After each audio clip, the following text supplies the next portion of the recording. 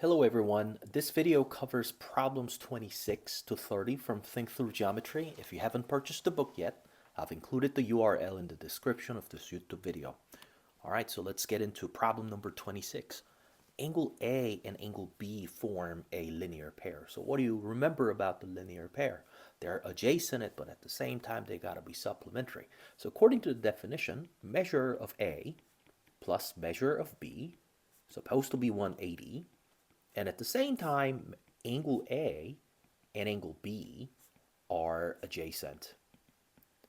Right, so if I give you some kind of specific picture, well, you can see that you can call this as A, you can call this as B, and they form a straight line, and it becomes a linear pair.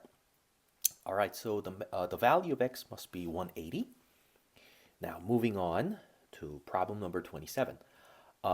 If angle A and B are supplementary, right? So if it is supplementary, or we're expecting complementary too.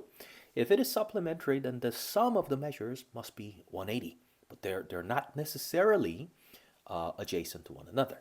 All right, so the answer for number 27 must be 180. And we move on to number 28. The angle A and angle B are complementary, right? So complementary, the summations must be what? Must be 90. So here we go. And you can think about a picture or a diagram that these are adjacent, but at the same time, if you think about like 30, I'm just giving you this as an example. If that becomes like 60, you can actually call these as 90. Now, normally when you mark 90-degree angle, we are using those straight edge, two straight edges that are perpendicular to one another to mark 90 degree.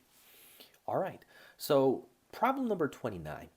Given an angle x whose measure equals 50, right? So there's going to be angle measure that is 50.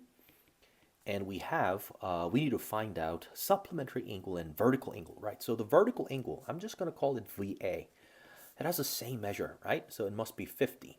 But at the same time, the supplementary angle pair, the another pair that we need to find out, is the value such that the sum of those two, the given angles would be 180. So I got to say, I'm just going to call this as x. And we can set up a certain equation about x plus measure of x. The capital X becomes 180 because these are supplementary. X plus 50 becomes 180. Hence, we get x equals 130. Right, so we have 130 out there. I need to find out the difference between its supplementary angle and its vertical angle in degree measures. Normally, when we look out for the difference, we usually subtract the larger value by the smaller value. We have 130 minus 50. Hence, the answer becomes 80. Right, so last question. All right, so problem 30.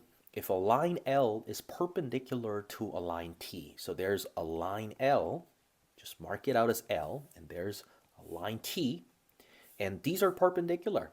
Right, so these are perpendicular. Okay, so by definition of perpendicular lines, usually if you mark this as an angle A, we understand that angle A has the measure of 90 according to the definition of perpendicular lines. Okay, so if it's a perpendicular lines, one of the angles that are formed, doesn't matter what type of angle that we're looking at from the four angles that we just marked out. One of the angles must be 90, and you can easily tell by the vertical angle postulate these are 90, and these are linear pair at the same time. So these are also 90, and another 90, and another 90, and another 90. So all four angles are not just congruent, but at the same time, they're all right angles. So we're looking for one of the measures, and it says the measure of x though.